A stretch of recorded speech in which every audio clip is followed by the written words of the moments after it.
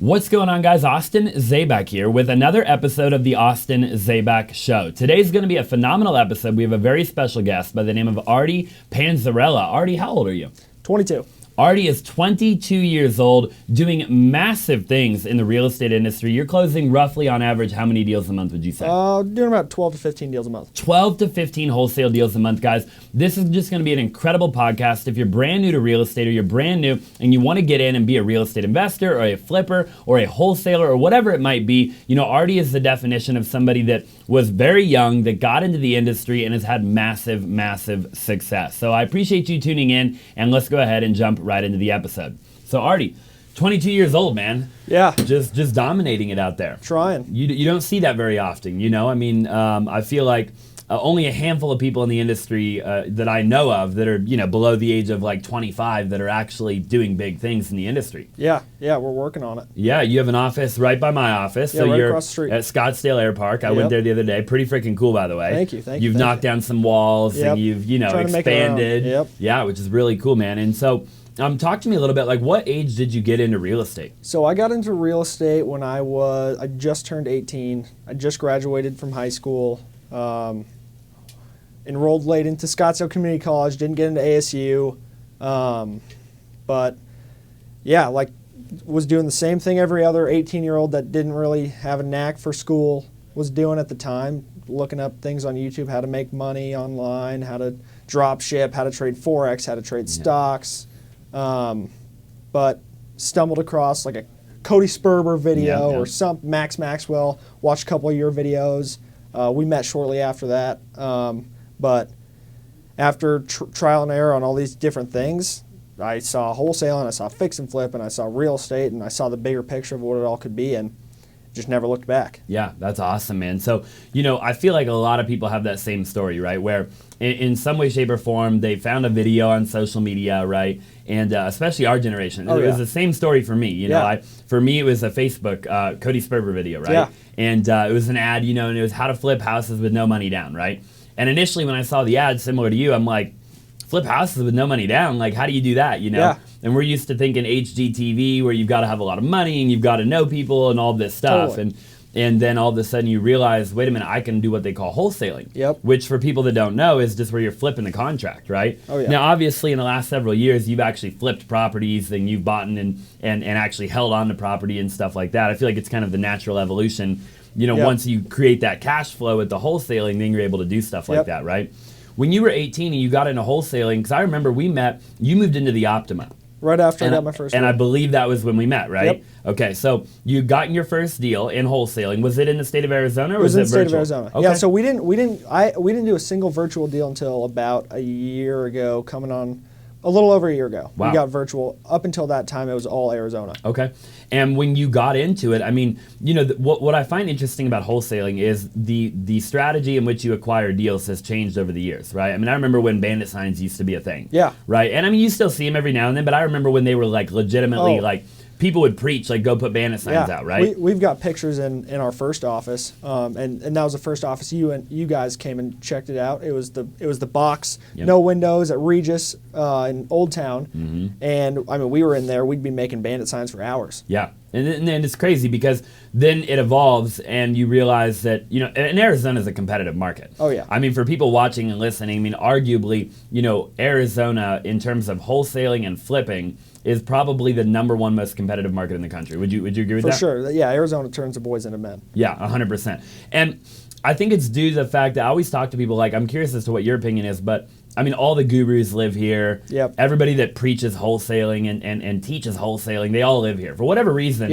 it's just the market where everybody lives, I feel like. Yeah. Oh, yeah. 100%, without a doubt. And so when you got into wholesaling, what was the marketing strategy that got you that first deal? So I started off, and we still, it's our bread and butter is cold calling. Yeah. All we do is cold calling. We're starting to kind of branch off and do other things. We're starting to try PPC campaigns. We're running some Facebook ads. We're doing Instagram ads. But how I started off personally is I would wake up early in the morning. I'd wake up 4:30, 5 o'clock. I would go to downtown Phoenix. I'd go to Sunny Slope. I'd go to Maryvale. And I would just scout out neighborhoods. I would scout neighborhoods out. I would use the first part of my morning to see, okay, this street's got some houses that look like they could need some work. got some overgrown plants. I've got some mail that looks like it hasn't been picked up in X amount of time. So I would make note of all these neighborhoods, and I would stop at a Starbucks or something, and I would sit down and I would, okay, this is going to be my route. 9 o'clock hits, and I'm out there just knocking doors or writing addresses down, and then I'd go back to a coffee shop maybe 3-4 hours later, and I'd put it all in, I'd write it all down in my notebook, every address I saw, every address I knocked, and then come 4:30, 5 o'clock, back at my house, putting it all in a spreadsheet, doing whatever I saw fit, because I had no idea what I was doing at the time. And I mean, I did that every day until I got a deal. Yeah, that's awesome, man. It took a long time. How long did it take to get that first deal? It took me probably 8 months. Wow. Of every day, like, this was my job. I'd say from when I really went all in and said, okay, I'm going to get a deal. If it kills me, from that time, probably 7 or 8 months. Wow, that's awesome, man. It's an incredible story, because I think, there's so many people that they want to get into any industry, really, for that matter, but in particular, wholesaling or real estate, and they have this like microwave mentality, right? Where they want everything immediately. They see social media, they think that success is immediate, right? And it couldn't be further from the truth. They look at guys like you, and they think that, oh, you're 22 and you're doing 12 to 15 deals a month. Like, you just woke up one morning and you got to where you're at, right? Exactly. And they don't see you getting in your car and going and driving for dollars and door knocking and writing everything down on a legal pad. No CRM, right? Nothing. No, nothing. Like, it's just like you're just like straight hustle, right? Didn't even know what a CRM was. Exactly. Didn't know what prop stream was. Didn't know what skip tracing was. Like, I didn't know what any of this stuff was. I was just address, white pages, phone number, name. If I get a hold of them, great. If not, I guess on to the next person that I find tomorrow. Sure. Do you think that at any point, like when I think about stuff like that, I almost think that to a certain degree we were lucky when we got into real estate, because we were almost a bit naive. Yeah. And that being naive actually enabled us to take massive action without really overthinking anything. Totally. And that's a huge thing that I struggled with in the beginning, was the whole analysis paralysis. Is like, I thought I knew everything about everything, and I was like, I'm going to learn so much, and then I'm going to go try it. And one day I was like, I've been trying to wrap my head around this stuff for months. I've gotten nowhere. I haven't even left the house and tried to put anything in action. So one day I just woke up, went driving around looking for houses, and that was that. That's awesome, man. So you have an incredible work ethic. You're somebody that takes massive action. Even back at 18 years old, still to this day.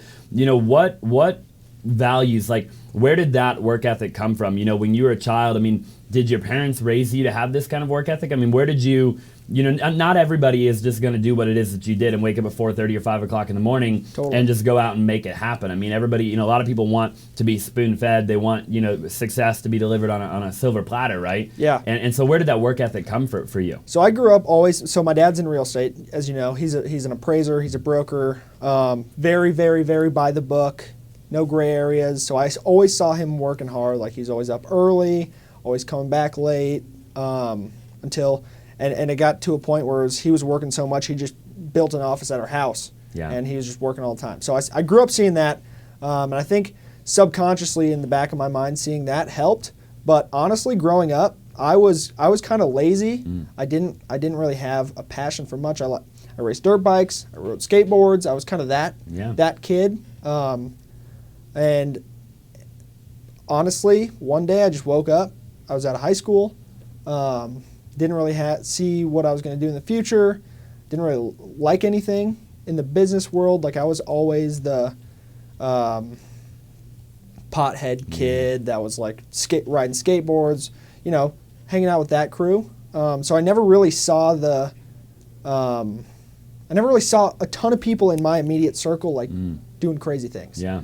And I just woke up one day, didn't have anything to do, didn't really have any plan of action for what I wanted to do, wasn't enrolled in school yet. All my buddies are going off to college.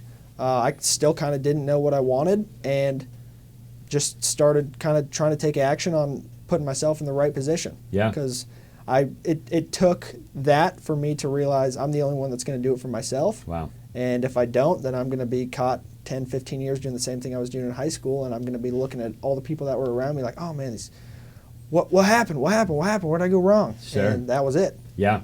No, it's inspirational to say the least. I think that, there's so many times you probably could have quit or given up or not tried or just gone the corporate route. And not that there's anything wrong with that, right? But at the end of the day, becoming an entrepreneur, I tell people, is one of the hardest things you'll ever pursue in your life. I mean, it's a constant grind. It's a constant battle. It's never ending, right? There's always a fire to put out. There's always.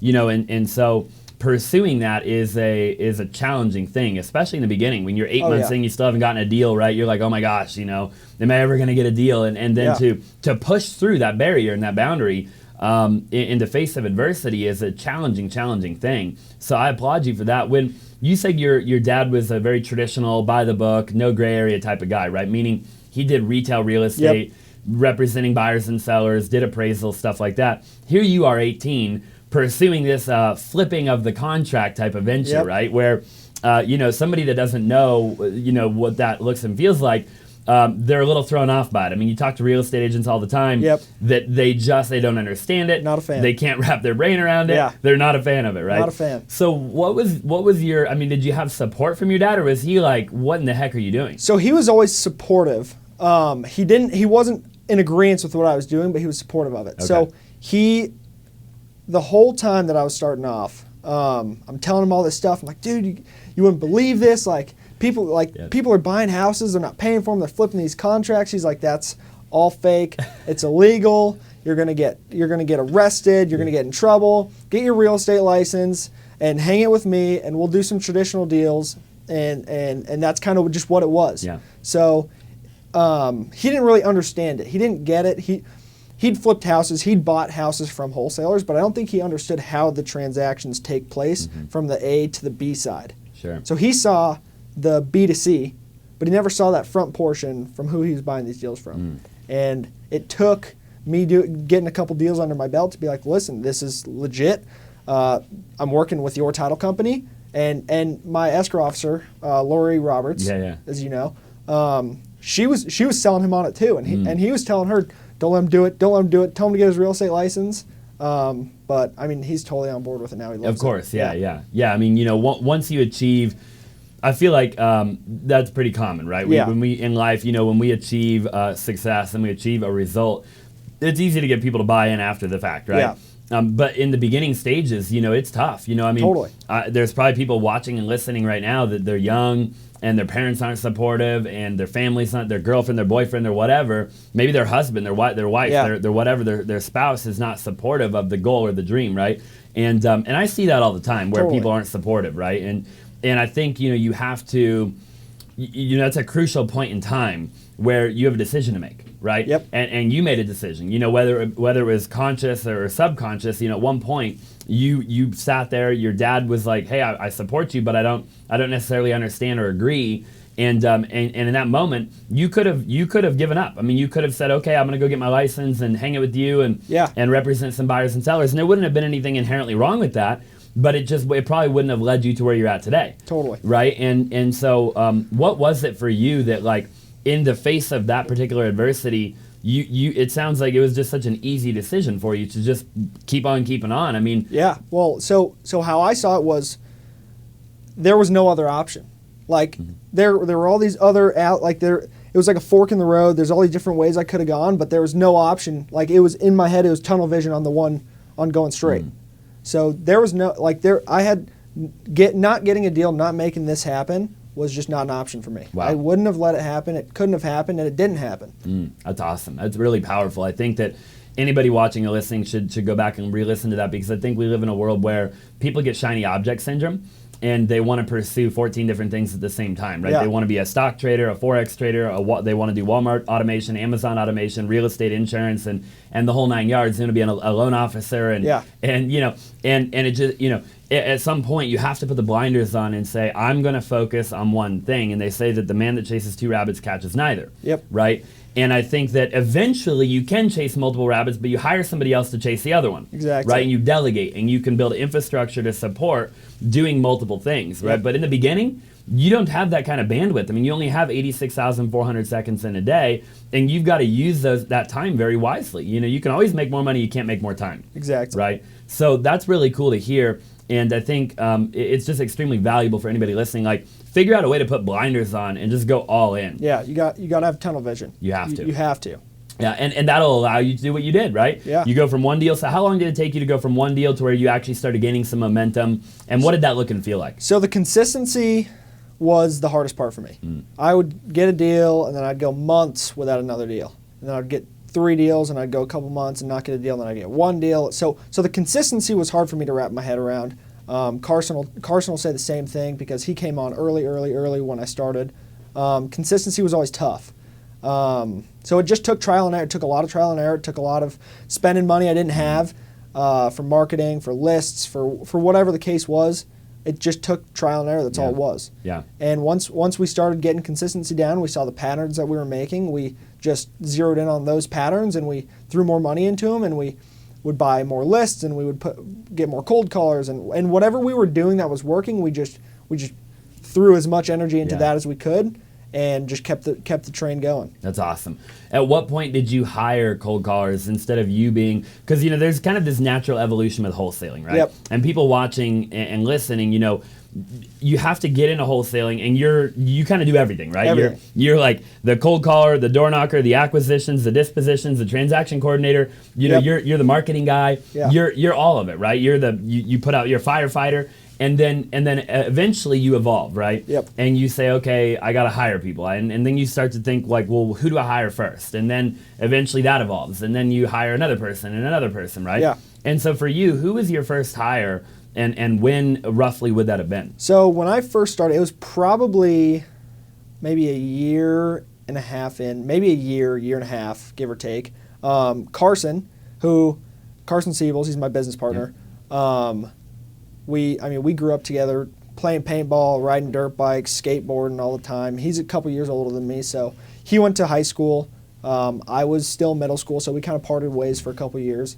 And one day he made a post on Facebook as I'm a year and a half into wholesaling, and it was like a We Buy Houses flyer.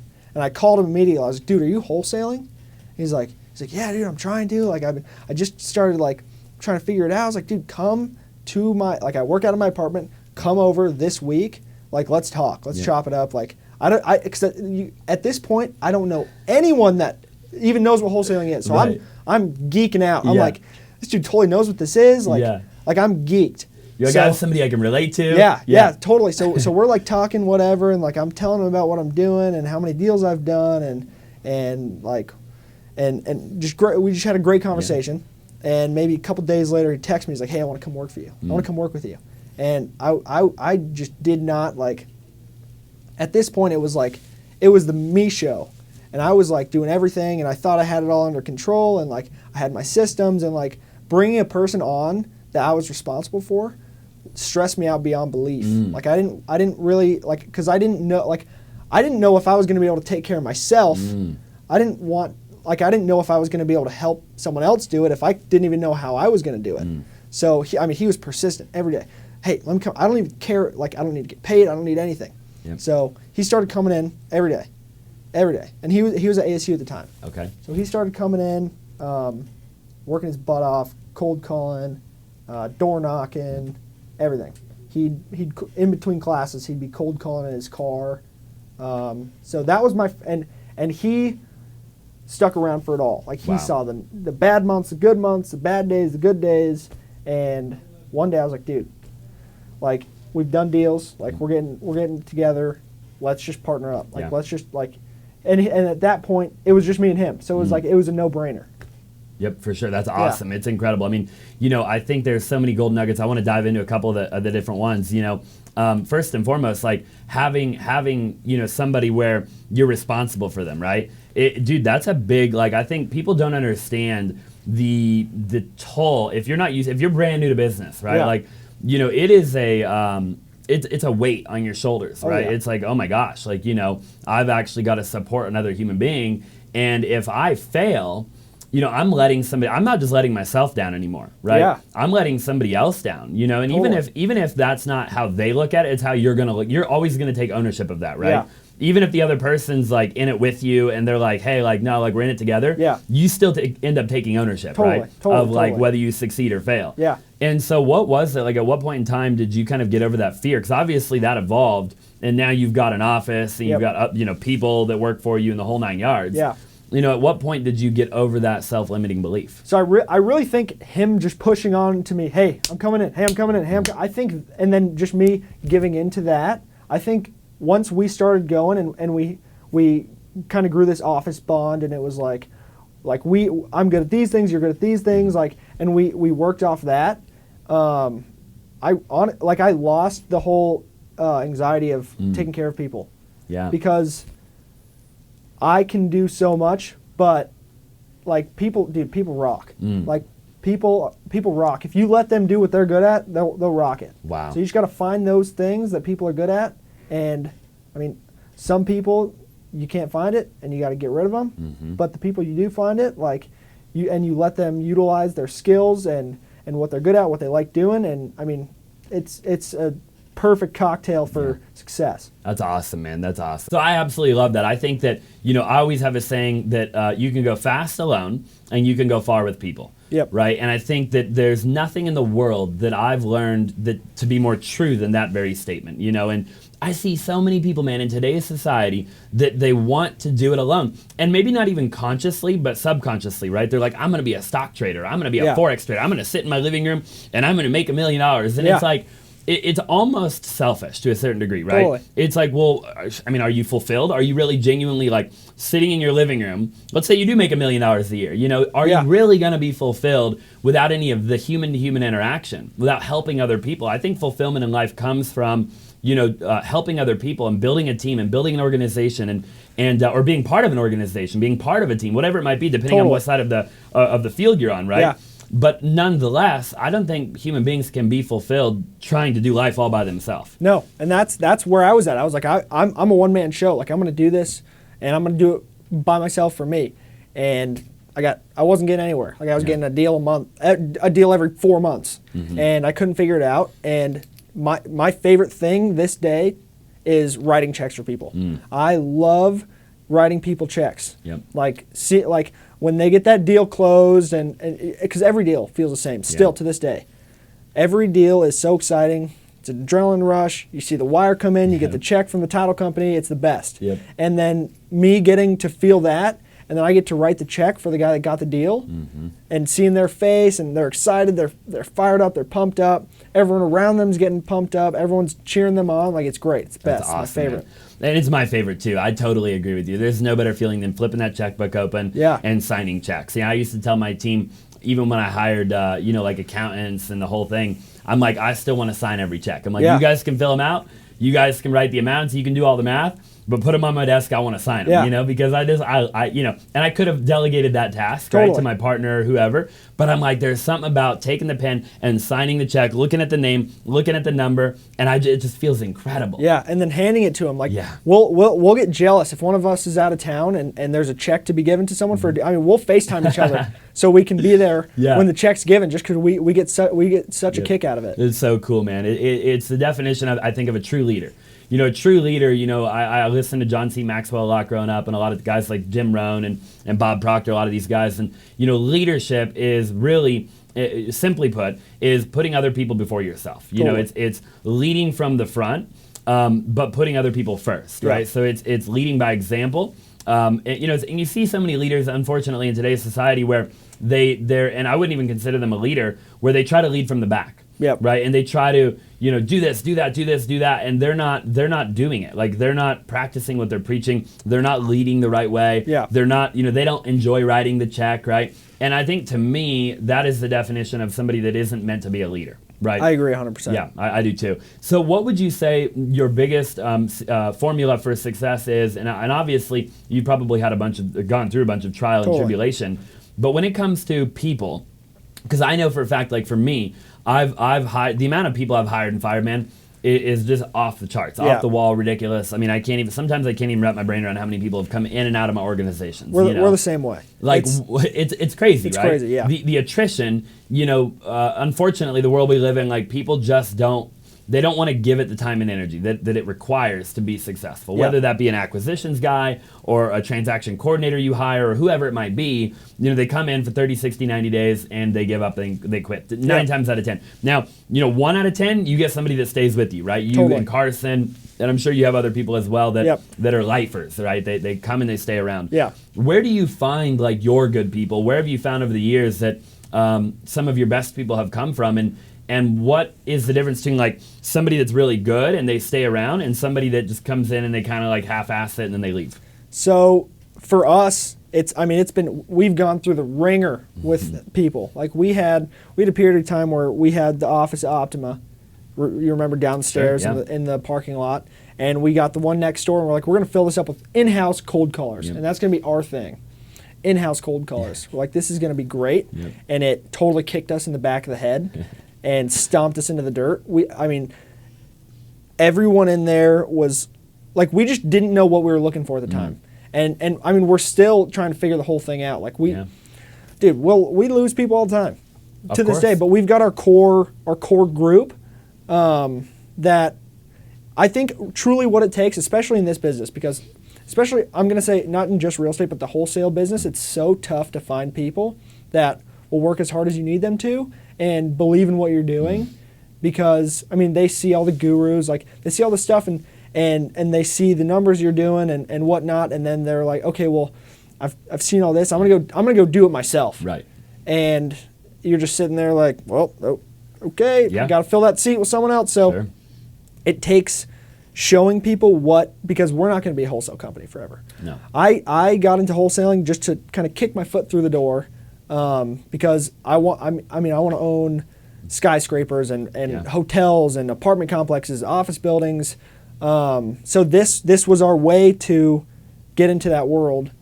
And I think it's a great way for anyone to get into real Yeah, estate. I do too. But it takes showing people, listen, like, this is where we're at now. Mm-hmm. If you believe in the company and you believe in us and what we're able to do, then you're going to be in a good position in 10, 15 years. Sure. Because we're going to go as high as possible, and it would suck to be anyone that tries to get in our way. Yeah, 100%. I couldn't agree more. And I tell my people the same thing. I say, listen, being an acquisitions guy or coming in and working on our team, it's just a stepping stone. Exactly. I say, listen, you got to come in. I was at dinner last night with one of our top acquisitions guys. Yeah. And I said, I told him, I said, look, dude, I said, everything you're doing right now, don't think of it like, I said, you got to think about it all 100% different, right? And he's got a phenomenal mindset. But I said, what you're really doing here is you're proving to guys like me that you are a freaking bad son of a gun, right? Yeah.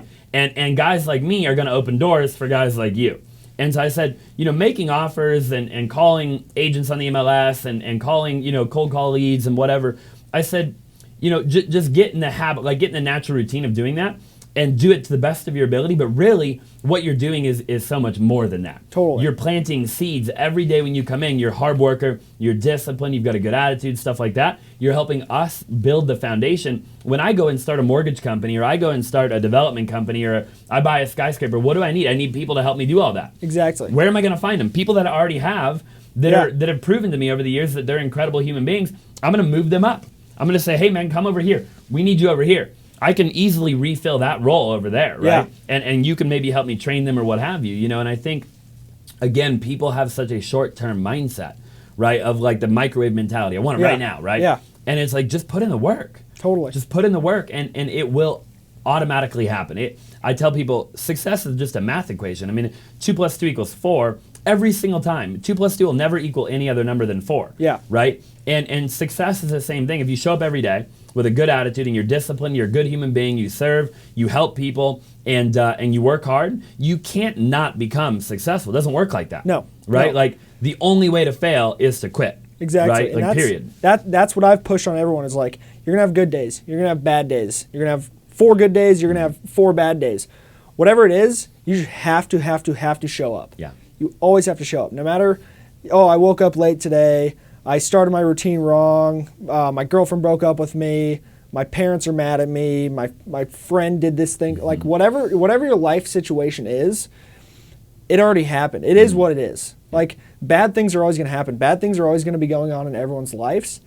So you just really have to show up. That's all it is. You have to wake up. You have to put your shoes on. You gotta do the things that you would normally do. You gotta get up. You gotta just take everything head on. You do, yeah, and it's all about how you look at it. Yeah, right. I tell people it's perspective. Totally. You know, I mean, you can take two people that go through the same life event, and one person will have a completely different perspective on it than the other person. You've seen that meme floating around, I think, where on Instagram, where there's two men, and basically the dad was an alcoholic, right, and blah blah blah, and was abusive and this, that, and the other thing. And it's like, so one man grows old and he's an alcoholic and he's abusive and blah, blah, blah. He's the whole thing. And they asked him, they said, how come you are the way you are? And he said, well, because my dad was an alcoholic and he was abusive and blah, blah, blah. Yeah. And the brother, same exact situation, right?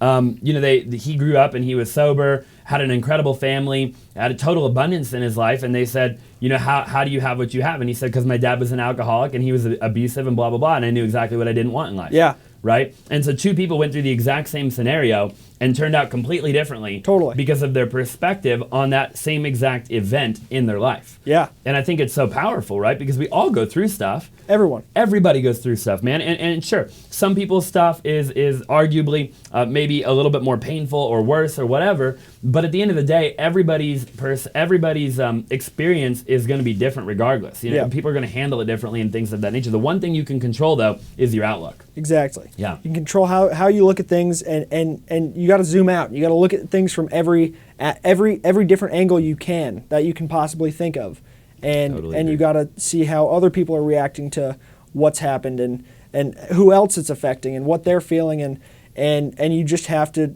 You just have to keep going. You do. You can't dwell on anything that's going on, anything that's bad that's happened, because it's already happened. That's just gonna hold you in that same place. It's like when you're on a treadmill or you're playing basketball or what, you always hit this certain point of fatigue. It's like when I raced, I grew up racing dirt bikes, and you get arm pump, bad arm pump. I'd get it so bad in the first lap or two, and it takes. You could stop, and I did a lot. I was notorious for quitting races, but it takes getting through that arm pump, because then the arm pump goes away. Yeah. Your body just gets used to it. It takes pushing through the bad to be able to reap the reward at the end. The arm pump sucked. Yep. I didn't like it. I didn't like the way it felt. I don't think anyone does. Maybe some people might. Those people, I applaud. Yeah. But getting to the end of that race, finishing it, whether I was first, second, third, fourth, fifth, whatever it was, finishing these endurance races on a dirt bike, knowing that I made it through the arm pump, I got over this obstacle, whatever, that felt good. Yeah. Even if all you get is a little pin at the end of it that they put on your shirt or your handlebars or whatever, but it's the best. Being able to finish something and do it effectively is the best feeling. 100%. No, there's nothing better than pushing through that glass ceiling and proving just to yourself that you're capable of doing whatever it is that you set out to do. I think, a lot of people, man, they commit to themselves and then they quit on themselves. Totally. And they act like it's no big deal. It's like, wait a minute, like you commit to other people and you're apologetic, right? I see people all the time, they commit to dinner. I'll be there at 7 o'clock. They get there at 7:10, they're apologetic. I'm so sorry I was late, traffic was horrible, blah, blah, blah. Yeah. They commit to themselves to go to the gym at 7 o'clock in the morning, they don't go, and they didn't even think twice about it. Yeah. They didn't apologize to themselves, like, oh my God, I made a commitment to myself. I didn't come through on my commitment. Yeah. And there's no sympathy there. Or empathy there. There's nothing. There's just, it's like, well, commitments to yourself are arguably the number one commitment that you're ever going to make in your life. If you can't keep a commitment to yourself, how are you ever going to keep a commitment to somebody else? Totally. Yeah. And so I think it's just really powerful, and I think it's a testament to, you doing what it is that you're doing in the real estate industry and continuing to evolve and grow and scale into, different things. So, totally. With the wholesaling right now, because I know a lot of people, they want to get into wholesaling, right? Yep. Or they're already wholesaling and they're doing a couple deals a month, And you mentioned it a little while ago. You said that cold calling is one of your best marketing strategies. The bread and butter. Bread and butter. And it is for me too, and we've talked about it numerous times, right? Where are your cold callers at? What country are they in? So they're in Panama. Okay. Yep. And where did you find these cold callers? We actually got them through. Ramon. We got them through. Okay. We Ramon Wholesale Sharks yeah. hooked us up with the contact. We started using them about a year ago. Okay. And even since we started with them, we've gone back and forth to different companies. And we're always bouncing around, but they're solid. Like bring leads in. We obviously everyone's going to have bad days, bad months with lead flow and whatnot, but I mean, they've been solid for us. That's awesome. Yeah, and that's so true. There's a lot of variables. You got to look at, okay, do I have good data? Am I providing my cold callers with good data, right? That's the biggest. It's huge. I mean, if I get a list and the skip tracing, the actual phone numbers and contact information is no good, no matter how good the caller is. Yeah. Doesn't matter if I'm the one on the phone calling. Totally. If nobody's answering, nobody's picking up, I've got bad data, I don't have any deals, right? And so you've got to have, good data. You've got to have cold callers that are decent, right? Yep. Like they've got to at least be able to qualify a lead up into the point where we know, okay, are they interested in selling or aren't they? Yep. Right? And then at that point, they go into your CRM now, which I'd imagine you use Podio. We use Podio. Okay. And we use Podio also, and then your acquisitions guys take over from there, correct? Correct. So how many cold callers are you at right now? So we're at 15 right now. That's incredible. Yeah, so we've got 15 cold callers. We've got 5 acquisition guys, 1 acquisition manager, and 4 that are just junior acts that are doing their own deals. And yeah, no, they're rocking it. That's awesome, man. And do you know your KPIs off the top of your head? Like roughly, if I were to say, how many cold calls does it take to get a lead? Or like, for example, how many leads does it take to get a contract? Do you have any idea? Leads to contracts, probably like, depending on the market, obviously, market's different, but in Arizona, it's probably like 400 to 500 good leads for 1 contract. Okay. Yeah. And that's awesome. that's 400 to 500 good leads coming into the Podio from the cold callers. Sure. He's our KPI guy. Yep. No, for sure. I love that. Yeah. And then your acquisitions guys call those people, right? Yep. And then out of I would imagine that number shrinks down a lot once they get on the phone. Significant. And it ends up being every 70 or 80 people they talk to, I'd imagine you end up getting a contract, right? Yep. And then are you roughly, like when you look at the amount of contracts you get to the amount of actual successful closings, do you have any idea do you cancel on a lot of deals? We cancel a ton of deals. So this year especially, we started people were paying we just started tying things up just for whatever, just to see if we can move it, get an inspection period and just see what we could make happen with it. We're probably 60% of our contracts we tie up close. Okay. For this year at least. Good. But yeah, I mean, we don't do a ton of volume. We just do big deals. Yeah, I like that. Yeah. No, I like that a lot. I think it's really powerful. Are you mostly Arizona still, or are you more virtual now? Yeah, so it goes back and forth. Our 2 biggest markets always go back and forth between Arizona and Georgia. Okay. But we're Arizona, Georgia, Florida, Texas, Nevada. Love that. Mostly cold calling in all those states. Right now, currently, all cold calling. Okay. All cold calling and text blasting. Got it. Text blasting is awesome. We've done great with text blasting. You still see results with text blasting? Oh, right yeah. now? Okay. Yeah, so text blasting has been amazing for us. And now our acquisitions manager, that's all he does is text blast. Wow. And he's a maniac with the text blast system. It's out of the world. That's awesome. That's incredible. Yeah. I think text blasting, if you can get over the cell phone carriers. Yep. And that's been the hardest part. That is the hardest part, in my humble opinion, right? Yeah. And that just depends on the software you're using and the text that you're sending. Yep. And do you guys have to use an opt-out in your text or no opt-out? So do we have an opt-out? Mm-hmm. Yeah, we've got an opt-out in it. It's through the program. Yeah, so the program we're using, it's launch control. Okay. But I mean, it's been great for us. Yeah. We used a couple in the past, a couple different texts, and we would get flagged daily. We'd have to, and we're still always buying new phone numbers and whatnot. But do you ever use Roar? I don't know. Okay. We never use Roar. No. Text Magic, Batch. We used Batch. Okay. We used Jack was doing SMS IDX. We're using that for actually quite a while. That's when you had to sit there and click. Yeah. So we were using that for a long. time. Right. That's actually what got us started, because he called us one day and was like, "Hey, we're doing this text blast system, and we want you guys to test it out." I'm like, "Oh yeah, no, we'd love to." Yeah. And we were using that for a while. Dude, that's so cool. We did a lot of texting back in the day. We don't do much anymore, man. Yeah. You kind of honestly inspire me to potentially do more texting. Yeah, again, no, it's working super good for us right now. That's awesome. I'll bet you it works even better back east if I had to imagine. It does. Majority of our text, actually, probably 95% of the deals we've done text blasting have been back east in Georgia. But we actually just did a deal in Phoenix. Landon got it tied up. Landon Klein, he's our acquisition manager, who you met at the office the other day.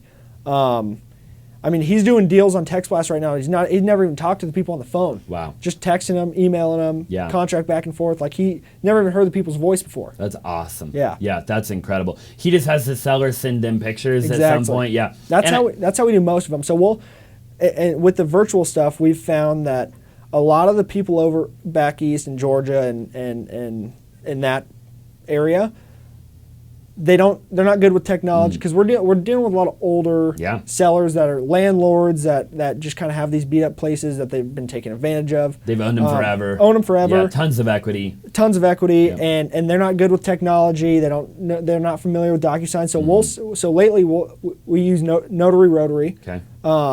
You basically just go on Notary Rotary, type in a zip code you want, and it comes up with all the notaries. We'll have them go out and get the contract signed, and we'll just give them a couple extra bucks to take pictures of the house for us. Sure, that's awesome. Yeah, we've used like TaskRabbit in the past. Yeah, and they do a pretty good job too. And or we'll post like in a Facebook group or whatever, and like, hey, can we pay somebody $50 to go, take pictures and get a contract signed or what have you, And I think the creativity is what I love, right? Yeah. Like, I feel like as a wholesaler, it teaches you learn a lot about entrepreneurship. Absolutely. Because entrepreneurship is really, simply put, it's the art of being a visionary, seeing the end goal, figuring out how to get there, solving problems on a daily or hourly basis, and figuring out what infrastructure do I need to put in place to make this happen. And then, when things come up, you've got to figure out in real time how to solve the problem. Yeah. And it's like every moment of the day, you're getting a phone call, something's falling apart, a deal's going sideways, buyer backed out,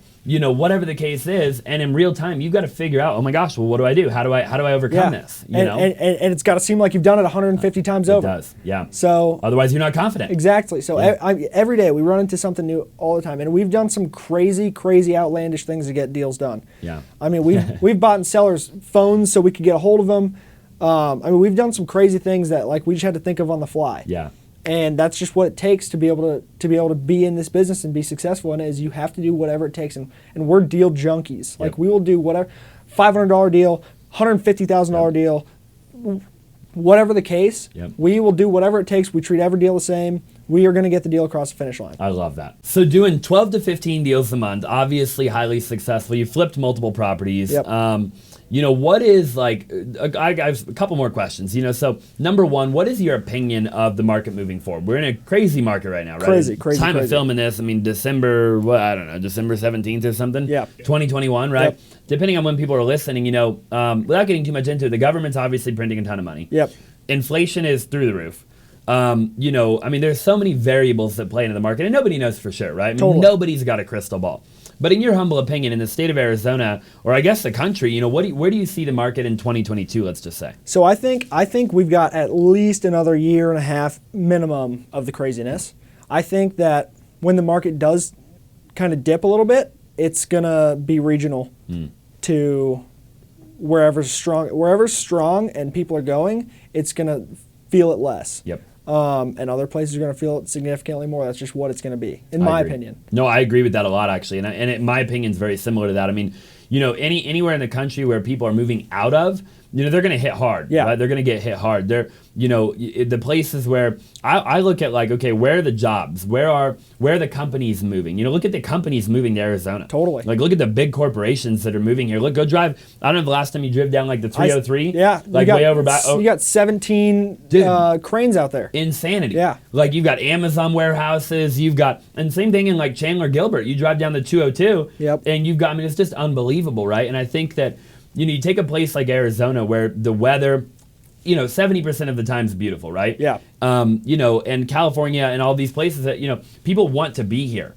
Corporations want to be here. People want to be here. Jobs are moving here. Everything's coming here.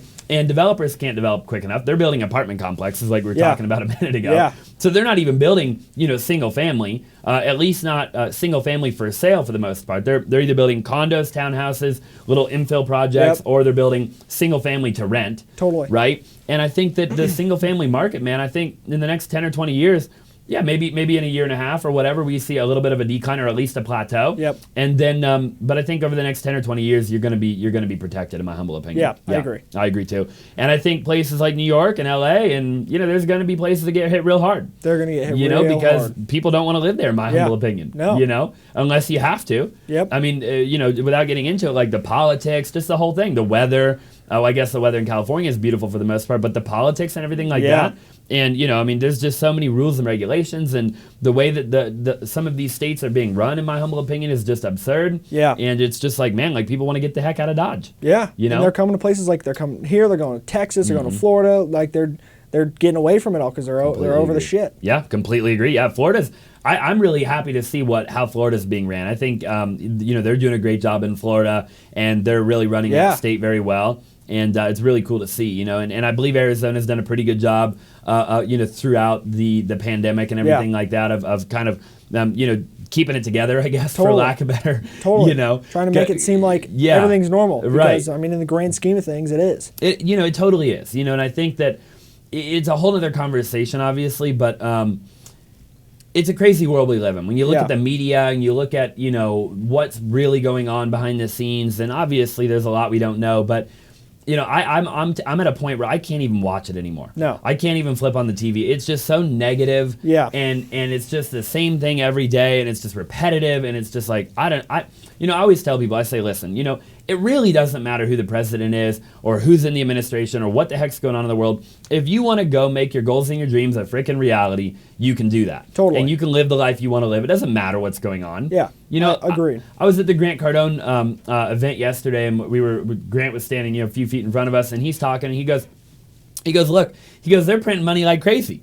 He's like, they're printing it like it's out of control, He goes, I don't care. Yeah. He's like, I'm going to get mine. He's like, you get yours. He's like, they can do whatever they want. He's like, it doesn't matter to me, right? He's like, I'm just going to go do what I do best. I'm going to buy more real estate, and it's going to go up in value, and I'm going to I'm going to get the rent roll, and I think it's just such a true testament. Totally. You just got to be able to adapt. Yeah. You got to be a chameleon. You do. Yeah, and I think adaption's huge. Yeah. As a matter of fact, I mean, wouldn't you agree that if the market were to turn, arguably guys like us would probably make more money? Oh yeah, we talk about it all the time. We're like, when is it going to happen? Like, we're ready. We're waiting so we can go take everything over. Yeah, I totally agree, man. I think like guys like Warren Buffett talk. They say, hey, when others are fearful, you want to be greedy, and when others are greedy, you want to be fearful, right? And I think right now in the market, for the last several years, sellers, they look at Zillow and the Zestimate, they think their house is worth $1 million.